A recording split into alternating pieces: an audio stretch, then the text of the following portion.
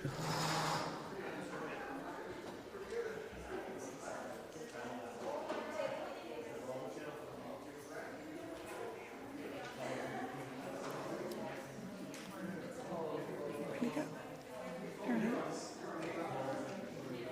I start?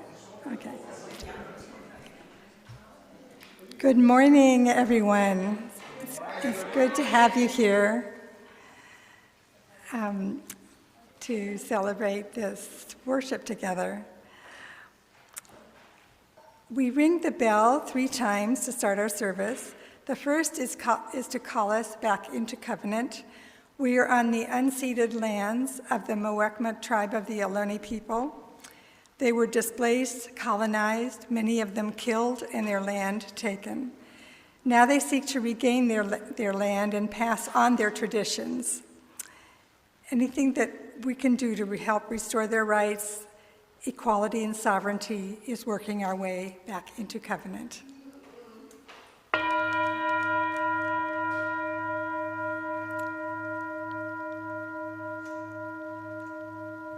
That's louder than it usually sounds when I hit it.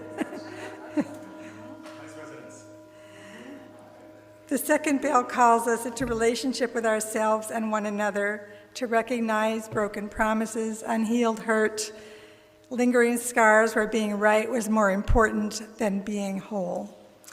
We intentionally gather to invite an ever-widening circle of compassion, commitment, and solidarity until we are all beloved to one another.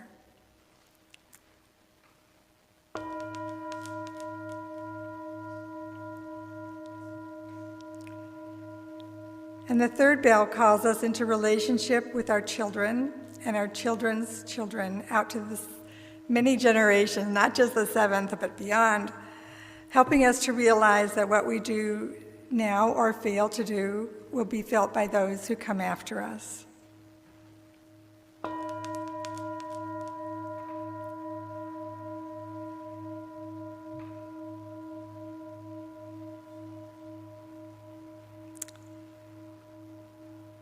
Today we're fortunate to have a guest minister, the Reverend Dr. Samantha Wilson. She's a Unitarian Universalist minister, restorative justice practitioner, and community psychologist. She facilitates conflict management processes for families, organizations, and congregations as a consultant and as a member of the Hope for Us conflict engagement team of the UUA. She's a co-facilitator for the Visioning Multigenerational Futures Collective. This collective supports UU congregations in our local community to reimagine the future of UU ministries in ways in which all ages might thrive, where trusting cross-generational relationships strengthen us to a more effective action and the poly-crisis of our time. So welcome, Reverend Dr. Samantha Wilson. The mission, the message of this service is very, hits close to home for me. The basic message is that sometimes things which we think are monstrosities in our lives that crack everything open, in the long run can really be a gift to help us understand who we truly are. And it's certainly something that has happened to me in my personal life. So I am happy to have this service to emphasize that to everybody else. So the chalice lighting, I'll do the chalice lighting by reading a poem. So this is different from what we usually do. Over and over, we break open. We break and we break and we open. For a while, we try to fix the vessel as if to be broken is bad, as if with glue and tape and a steady hand, we might bring things to perfect again, as if they were ever perfect, as if to be broken is not also perfect, as if to be open is not the path toward joy. The vase that has been shattered and cracked will never hold water. Eventually, it will leak. And at some point, perhaps, we decide that we're done with picking our flowers anyway and no longer need a place to contain them. We watch them grow just as wildflowers do, unfenced, unmanaged, blossoming only when they're ready. And my God, how beautiful they are amidst the mounting pile of shards.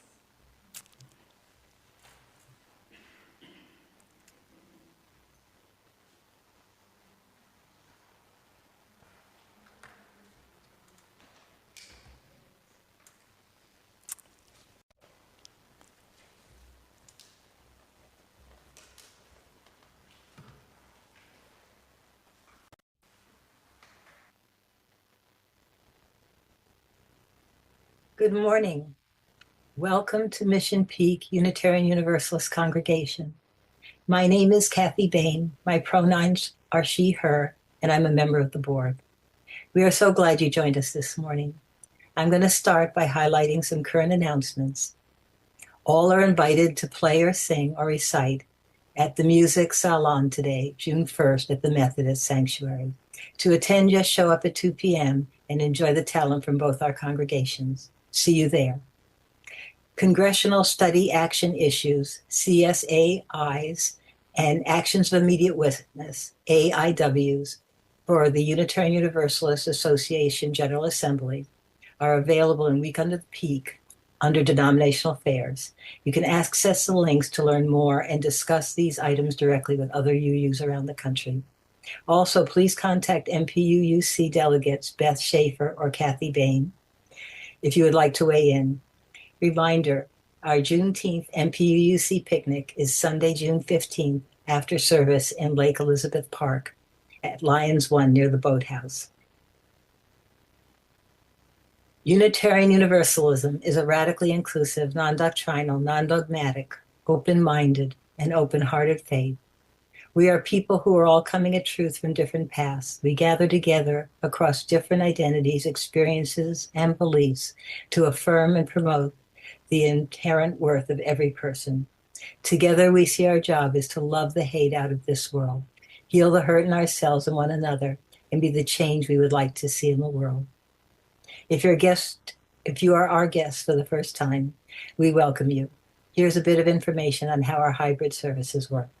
We use chat in Zoom or our book near the welcome table to share joys and concerns, personal milestones of importance, which will be read aloud during the service. We also have social hour after the service where we can get to visit with one another in breakout rooms or on the patio. The worship host will give you more information about this immediately after the service. Someone from our membership team will put a link to our weekly newsletter in chat so you can see all the events coming up. We encourage you to join anything that speaks to you. We also put our welcome email in the chat, welcome@mpuuc.org, to request a newsletter or other information be sent to you. If you're here in person, our welcome table is where you can sign up to receive a newsletter or ask any questions you may have. Again, please make sure your mobile devices are silenced. We are so glad to be together today. And let's end by asking everyone in Zoomlandia and everyone in Cole Hall to wave to one another and feel the joy of being one large beloved community. Welcome, and thank you to our members and friends near and far.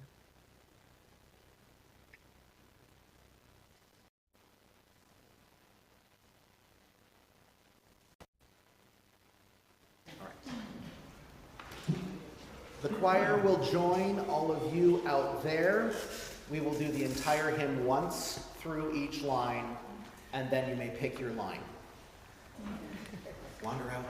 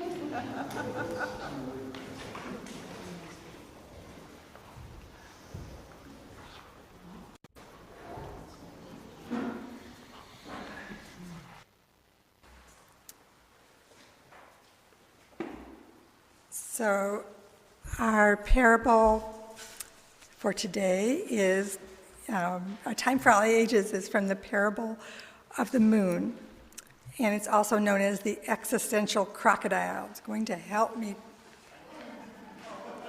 tell the story. And we have some help from Reverend Greg, who's going to help hold up the some of the props. A crocodile became increasingly fond of the wallpaper in her bedroom. The wallpaper was a brilliant night sky with a large full moon. It was an heirloom of her family. It reminded her of her parents and grandparents, and she was so proud to take care of it. It was also an exquisite picture. Each of the shadows and contrasts of the moon were illuminated perfectly. The beauty of the image filled her with joy and reminded her of just how amazing it was to be alive. "Look how big the moon is," said the crocodile.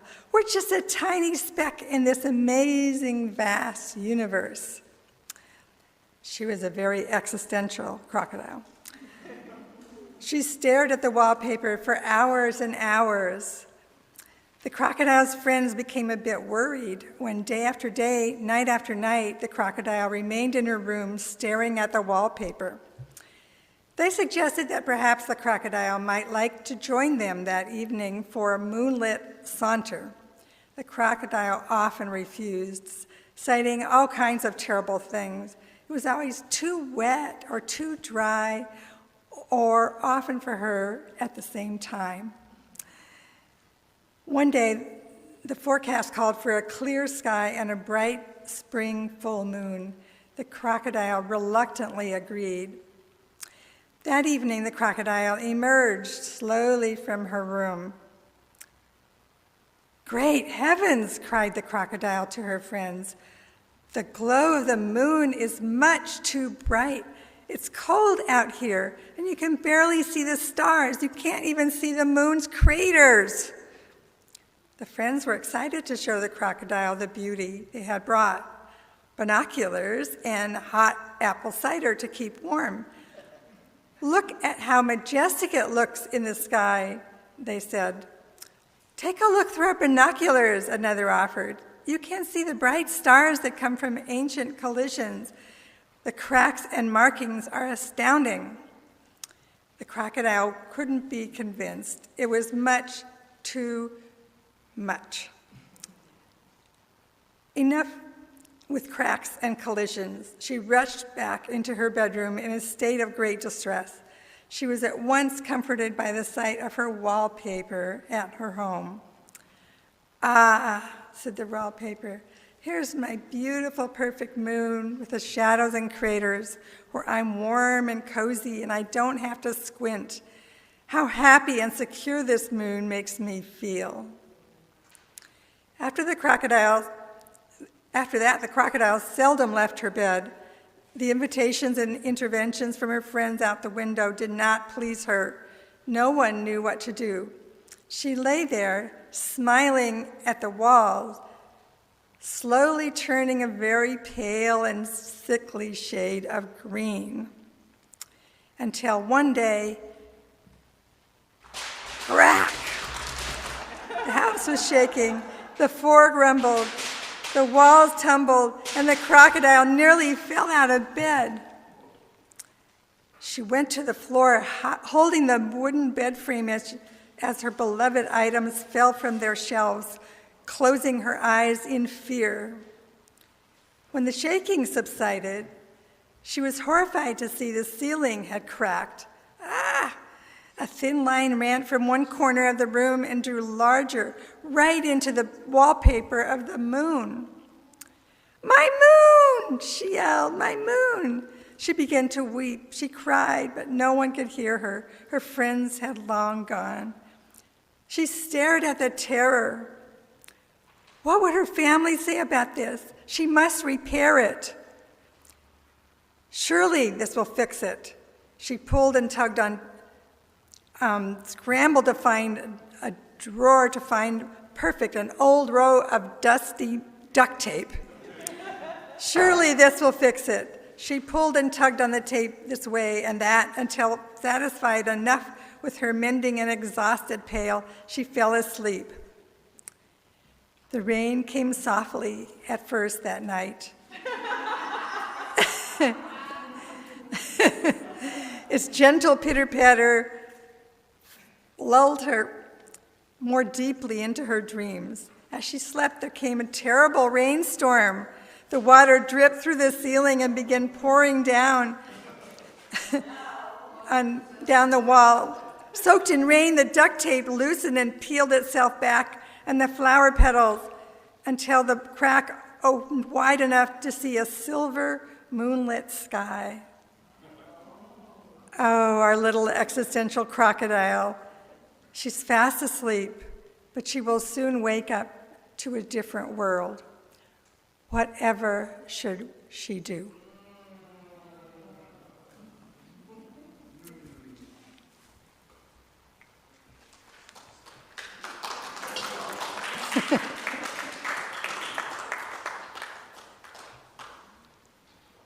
Okay, we take up a collection on Sundays for the simple reason that our purpose in gathering is for more than ourselves. We want to make sure that the ministries that we need, the ones that infuse worth and dignity into our children, our youth, our programs of learning and leadership, and our ministries of anti-oppression and our work in the larger world are in place to meet the needs of others. We hope you'll make a contribution towards these worthy causes by mailing your check to Mission Peak UU congregation at the address on the screen, or you can click on that diagram there with your cell phone.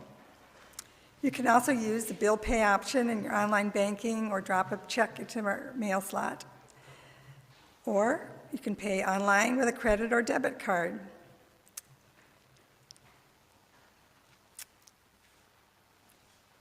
Thank you for supporting and sustaining the efforts of our members, friends, and staff.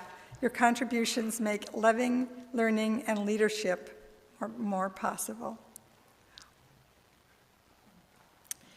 One of the things that allows us to find hope and meaning, especially in the hard times, is the love and support we show one another.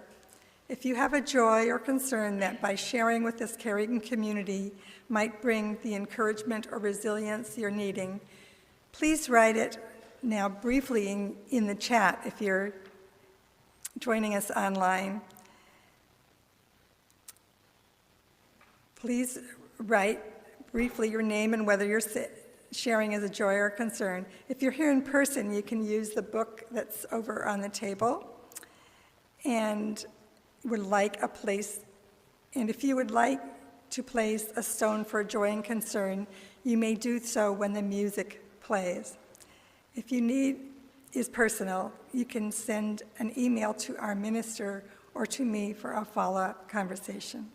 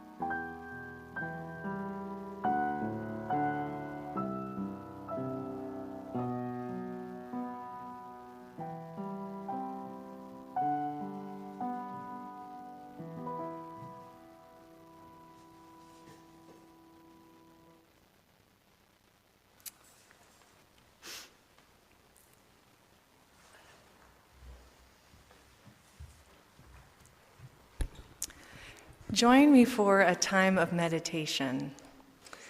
If it feels good to you to close your eyes, I invite you to close your eyes. If it feels good to gaze at what is beautiful in this room or outside of it, I invite you to do that.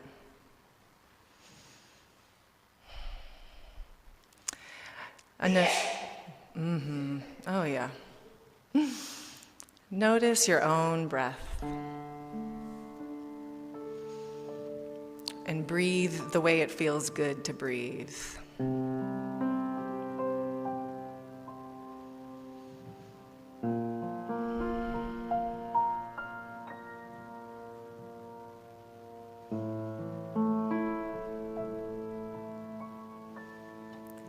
We start noticing our length, drawing our attention down our bodies, seat and knees, ankles, toes, shoe, coal hall floor, the place where people have grieved, celebrated, and worshiped. Beneath that, layers and layers of earth, the bones of animals and ancestors.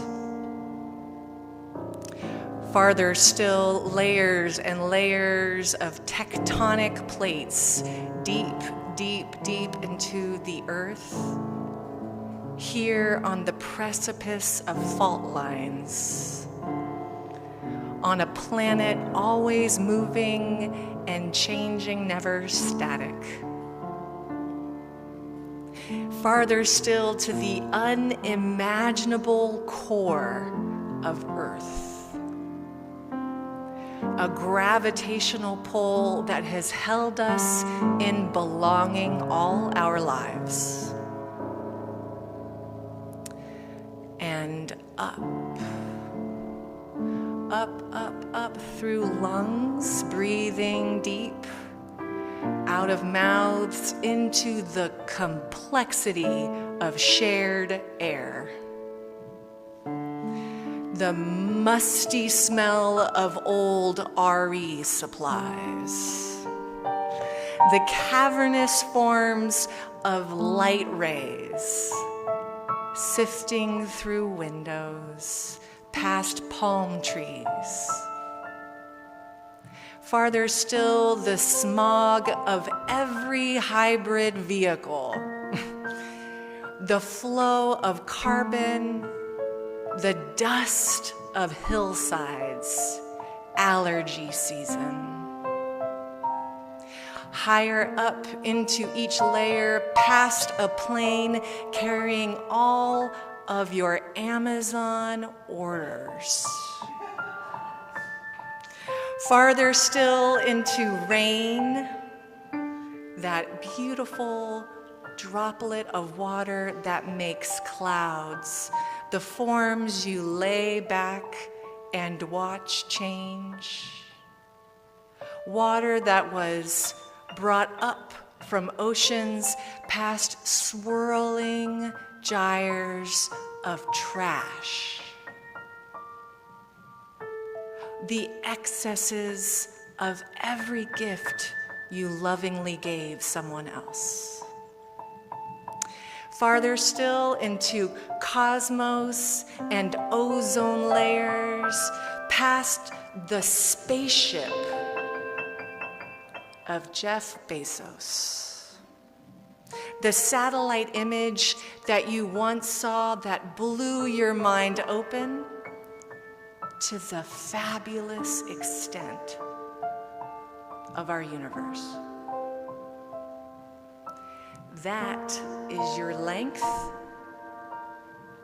high and low. To your sides, feeling the people at the edges of your shoulders, the fabric that you wear, handmade by someone else's brother and sister and child.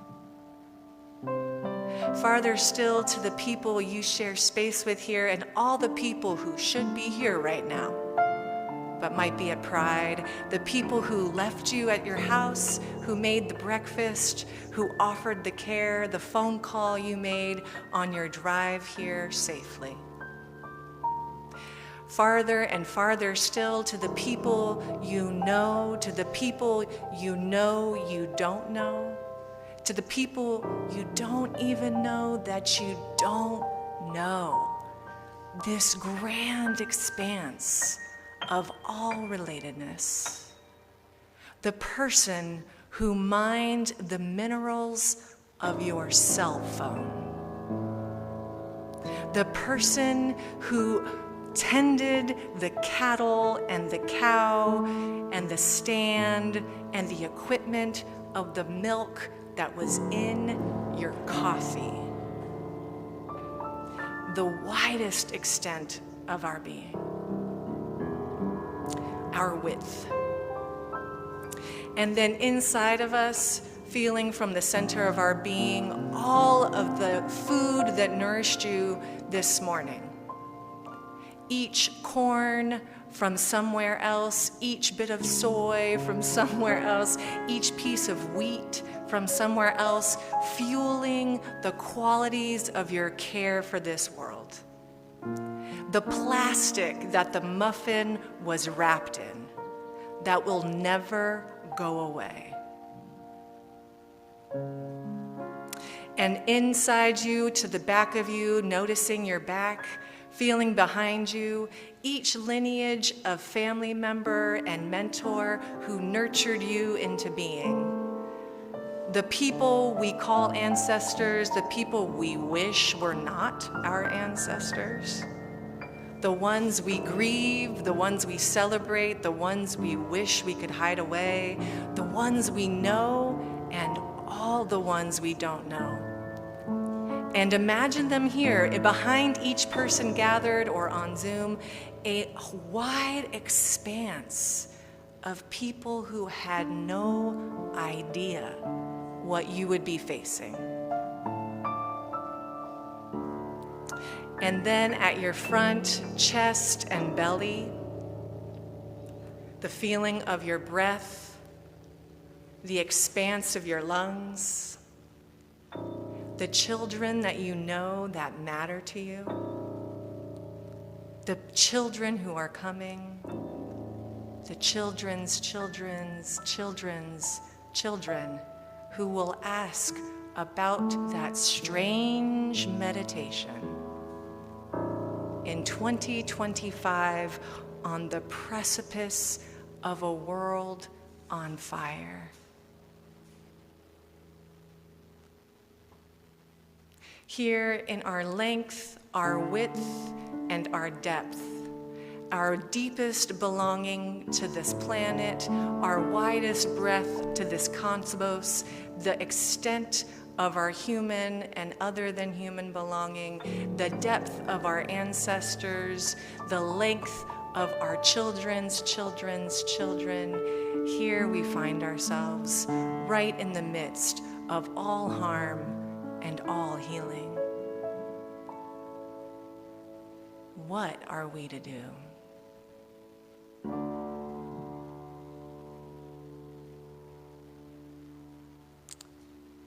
May our pondering and our capacity to be with all that is expand and deepen. Amen.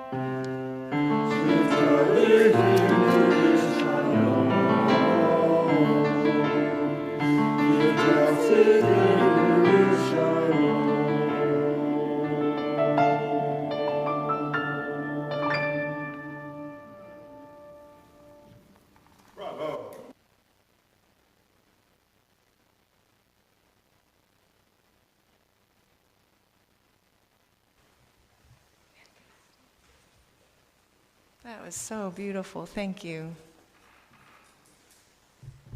Okay, it's time for a vote. Tape it. Tape it. Do you think she should tape it? Who thinks she should tape it? Thank you. There needs to be someone in the room who says tape the wallpaper, right? It is her grandmother's wallpaper. Okay? Any grandmothers? Right, thank you. Erica. Yeah, it's her grandmother's wallpaper, right? It's something that matters, that her ancestors have spent lifetimes tending, a glimmer of what was most important. But then in a UU community, the majority of people say, tear it, tear it, tear it. I know all the demonstrators. I heard a story about a demonstration when I came in this morning. The people here in this community or in UU communities always are like, come on, the earth is telling her, the moon is telling her, the rain is telling her that, don't live in a locked room staring at the symbol of the thing, right? Venture out, go do the thing. So tear it, tear it, tear it. But this is the big dilemma that we face in the present moment right now. It's so much bigger, and obviously it's a sweet story, and it's not about the wallpaper, right? Because we are living, our situation is the immensity of collapse and decay. The thing that I imagine you read about on your phone this morning, or doom scrolling, or that you feel at every conversation with a beloved friend, a kind of soul-shaking, what the hell are we going to do with this? What am I even supposed to do with this? It's embodied. The feeling, I know I have, I'm only in my 30s. I feel dread. And I don't know what you felt in your 30s. Maybe it was dread. It might have been dread. I feel an existential dread when I look at my 5-year-old daughter. Right, thank you. I have this soul-crushing question mark in my body about what the hell am I even supposed to do ethically? How do I even ethically raise her? How do you make a single ethical choice in the world that we live in right now? We have the reality of what is that I can write you a lovely sermon on a computer mined by someone else's children to fund a company that doesn't give a crap about them. And I can feel really happy about writing you that sermon. I can dress in my favorite bird coat, bought secondhand, and know, thank you, that someone else mentioned you were what did you say? Yes. We were talking about my coat. I wear the slavery of other people. I do. So this idea that I can somehow move the world, I bought coffee this morning. There's no reason I should be buying coffee, right? I know, we all know, because we are who we are, the extent of our choices. Every choice I make, this crocodile puppet is polyester. It is the microplastics that will go into my daughter's body. And goddamn, I love playing with her with it. The joy, right? The joy I simultaneously experience right up, right next to the reality of every single choice I'm making. This is the world we're living in. It's this crushing middle space of watching something that I know some of us believed would last. I come from a family of educators. I come from a family that was part of democratic movements. My parents are shaking. They don't know what to make of the thing they promised me would work forever. And it doesn't. My grandparents shake with the sense, the knowing, that they were born into a world, and they had the sense from their parents that the world was better when they were born into it. But children who are born today, teenagers that I work with, don't think that they've been born into a world that was better than the way their parents found it. And I think that has an impact on the rest of us. I think as elders in communities, knowing that the world is worse than how I found it is an existential crisis that does something to our cross-generational relationship. And it's what we've inherited. This is what we've inherited. This is a house. The wallpaper is in a house. There is an organization called the Gesturing Towards Decolonial Futures Collective. I know. Thank you. That was the perfect face. That was the absolute perfect face for that long name. But they are a collective of indigenous educators, artists, and activists. And they're asking, how do we educate for a world that has to meet this reality, where you can't ethically choose your way out of it? You can't choose your way out of it. You can't do everything right. You're never going to do it right. This was a necessary prop today, right? So you can't do everything right. Here's what they said. This is the larger structure that this wallpaper hangs on is built in a very specific way. The house that modernity built has a floor of separation.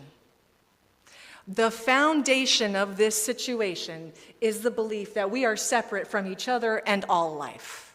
And that is the basis by which we get to do things like racism and patriarchy and believe that we're better than all animals and that the earth isn't a living thing so we can extract and take what we want. Separation is its foundation. One wall is the wall of the nation state, which is to say that when we come together, you are safest and most alive and most productive, tended by the military to protect your individual rights. But we know it's not about individual rights, right? It's about property. And it's only when individual rights coincide with property and capital that then suddenly there's a military show of force. So then we have another side of the wall, which is a single story of progress. And this side of the wall says there's one way. There's one way to develop, to be a developed nation, to be a civilized person, to achieve what success looks like. And what that does is it quiets all the other worthwhile ways of being in the world. All the other worthwhile ways of knowing that have nothing to do with a PhD. There are so many other ways to know the world. And then the roof. So what separation, the nation state, and the single story of progress all props up is global capital, right? It all props up, how do we make enough money and move enough resources in some kind of endless display of wealth and accumulation? And that house produces a shit ton of waste. And that waste just goes out the back and hides itself in other people's communities. And sometimes it's a direct flow, and sometimes it packages itself up in recycling. But really, we know, you know, we don't actually recycle everything we throw into a recycling bin. We chase our little Starbucks cups into the right container, and then off they go to somewhere else.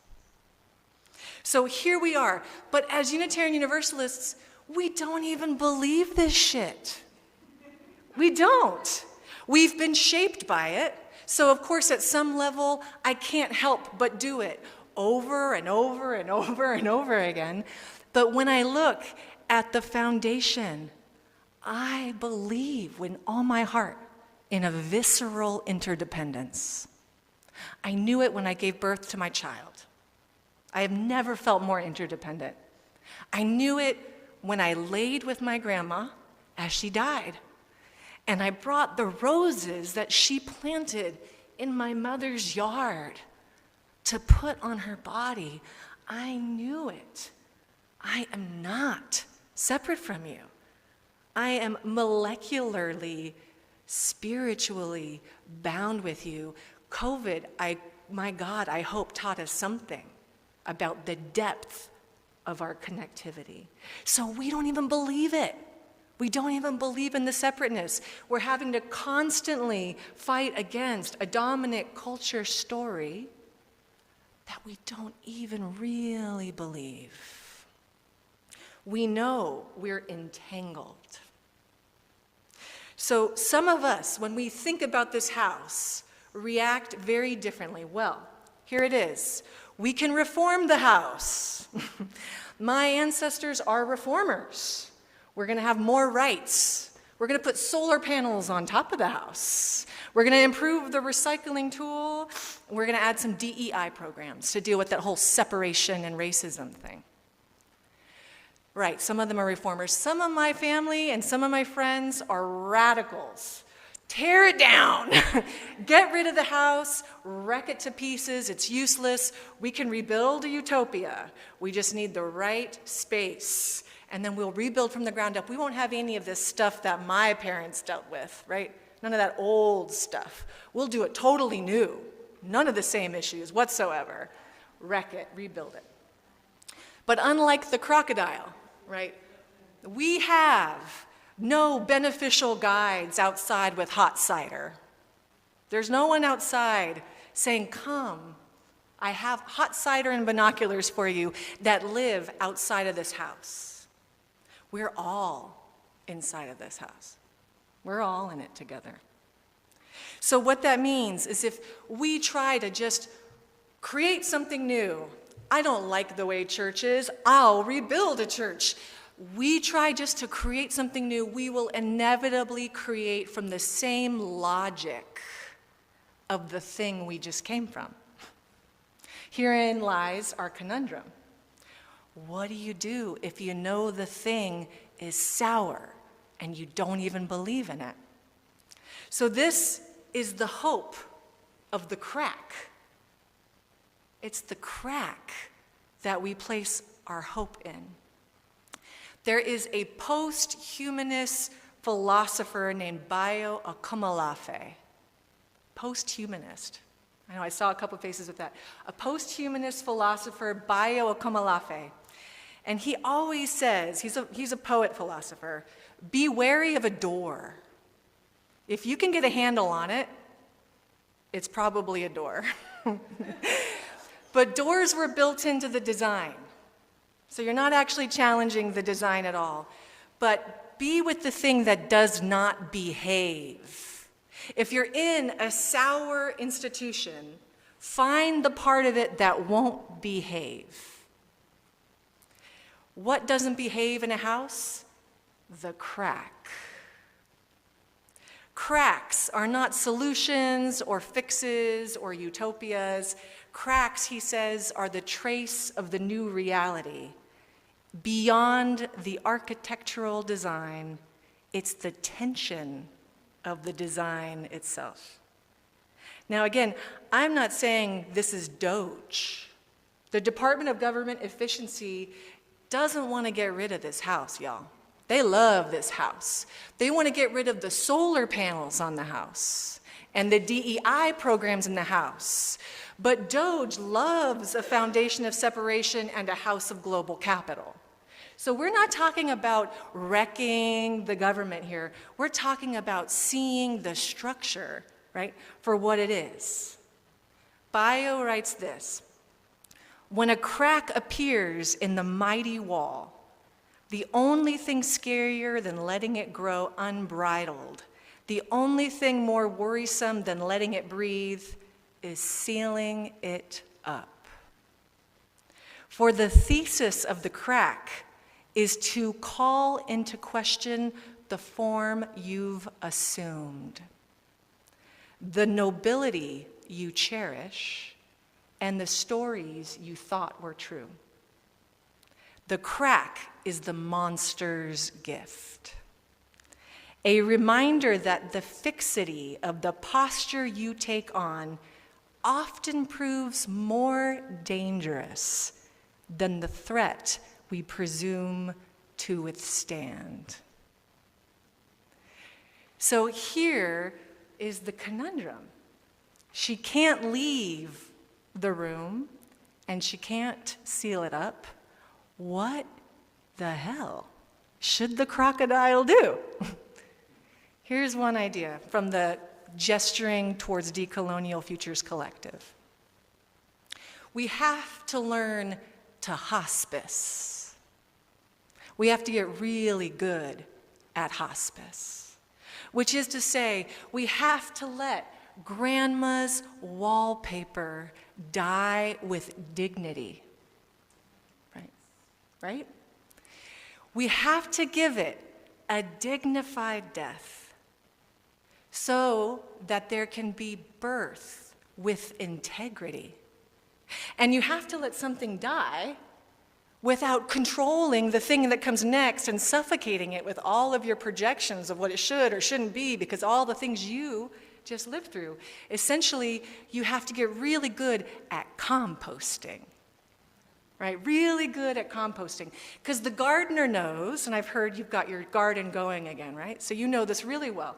The gardener knows it's the release into the earth without the forcing what emerges that makes the harvest and the beauty. But the thing about composting too, and when you have to compost a lot of waste, is you have to be able to take it off, to see it, to hospice it with love and care. Not disdain, not I'm so much better than what my mom and my grandma did, and I'm going to do it right. I'm sure you've heard that before.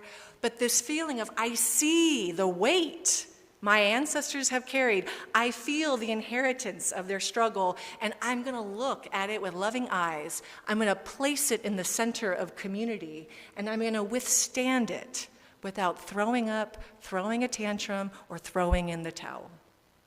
Right? That is the spiritual capacity to be in the world that we're experiencing today. And so it's this piece about knowing what is real and messy about us and being able to build its capacity to move it without knowing where it will go. Will our communities help us do that?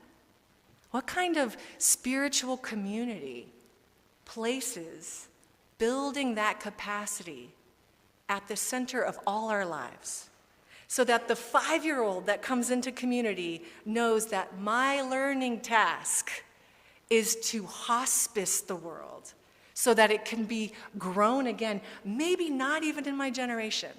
What kind of spiritual capacity would children need in order to do that, right?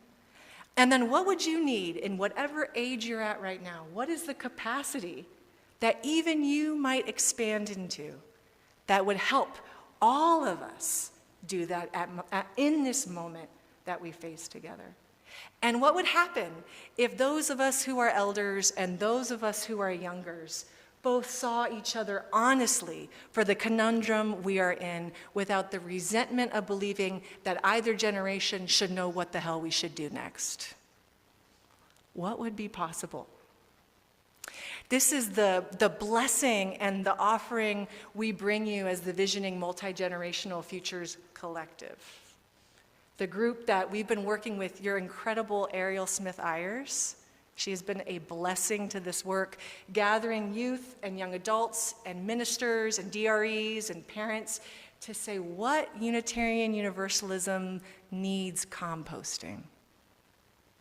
What beloved wallpaper of our spiritual practice needs the gentlest tearing down and the most dignified death so that our resources move into a future beyond our control. May that be the question we live with together, and may it be the capacity we continue to practice in our world. Thank you.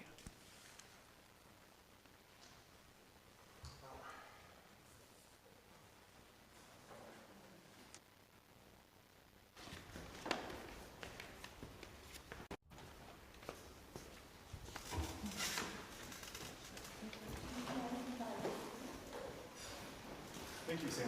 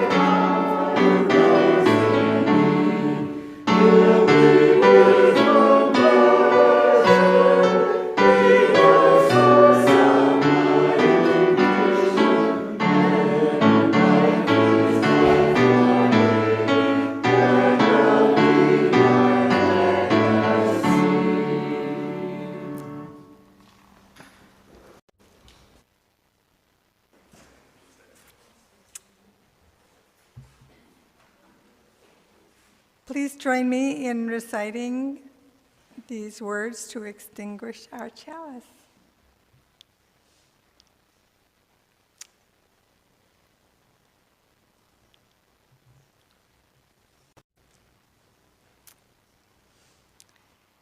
We extinguish this flame, but not the light of truth, the warmth of community, or the fire of commitment. These we carry in our hearts until we are together again.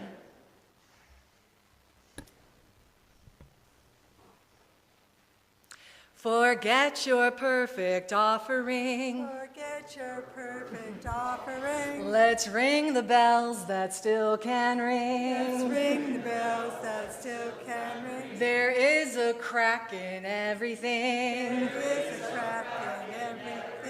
That's how The light light. gets in. That's how the light gets in. That's how That's how the light the light. gets in. That's how the light gets in. We'll do it one more time. Forget your perfect offering. Forget your perfect offering.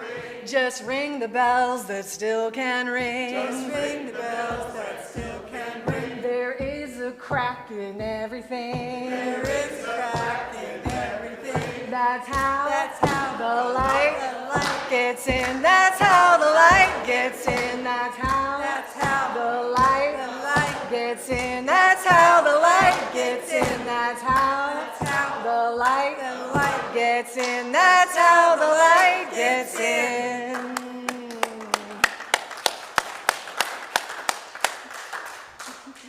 Thank you all.